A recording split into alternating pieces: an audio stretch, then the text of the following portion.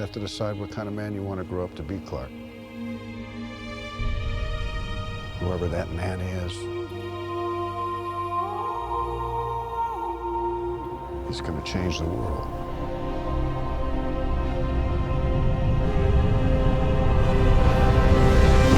You were the first person cast, and then all of these extremely impressive actors came after you. Who's the one person that when you found out they were going to be in this movie with you, you went, oh my God, I can't believe it? I thought it was very interesting that Russell Crowe got cast because 12, 13 years ago, I met him in my boarding school and had this moment with him just saying, hi, what's acting like? And he said, they pay you well, but sometimes they don't treat you so good. And then he sent me 2 days later a whole bunch of sort of like an Aussie rugby jersey, a tub of Vegemite, a band CD, some Aussie candy, and this picture of him in Gladiator saying, Dear Henry, a journey of 1,000 miles begins with a single step, Russell.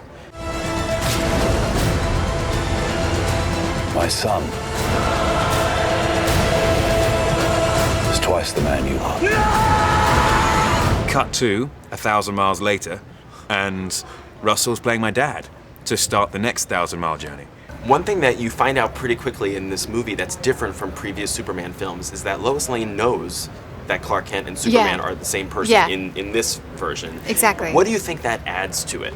Well, I think it makes her a lot more believable as a reporter, because, she's able, I'm not denying anything. It's not as though like I'm seeing everything that's so obvious and going, no, that's not the case. So immediately it allows for her to be kind of clued in, and it allows for her to be really a lot more relatable, because you're not thinking, how does she not know? Like how many 6'4", beautiful men are out there saving the world. Tough question of the day. How difficult is it to pretend that you have a crush on Henry Cavill?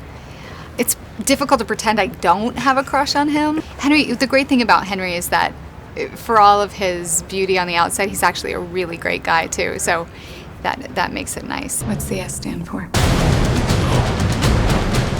It's not an S. How about super? Excuse me. I've seen you on stage in Grace and other shows, and as well as a lot of the films that we know you for are a little bit on the smaller scale. What was the biggest challenge coming into all the bells and whistles of a Man of Steel film and be sure that you're getting the appropriate performance across? Once I got over the initial shock of like being cast in the part and I showed up and started working, it wasn't really, there was never really a day where I was struggling with it. I mean, it was a lot of fun to work on. No matter how violent, every action I take is for the greater good of my people. When so much of the performance rides on your ability to appear menacing, do you keep it intense all the time on set? Were you trying to intimidate Henry as much as you can? No. The fact of the matter is that we all got along really well, If anything, it was weird, like getting mad at people. Like, I have to get mad at you now.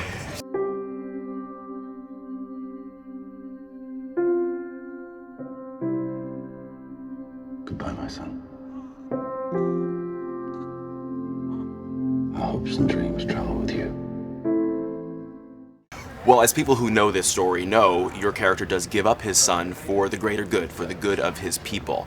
As a father yourself, how do you even begin to wrap your head around what that decision would feel like? Well, that's the thing that grabbed me, I think, right from the beginning of reading it. That I hadn't quite fully thought about that, until I was reading it, and then I saw that with this document that Zack Snyder could make a Superman that was way more emotionally engaging than any other Superman prior to, You have to keep this side of yourself a secret. What was I supposed to do? Just let him die? Maybe. Add to that, I have a 9-year-old and a 6-year-old, and I am now a Lego minifigure. Can't beat that. My father believed that if the world found out who I really was, they'd reject me. He was convinced that the world wasn't ready. What do you think?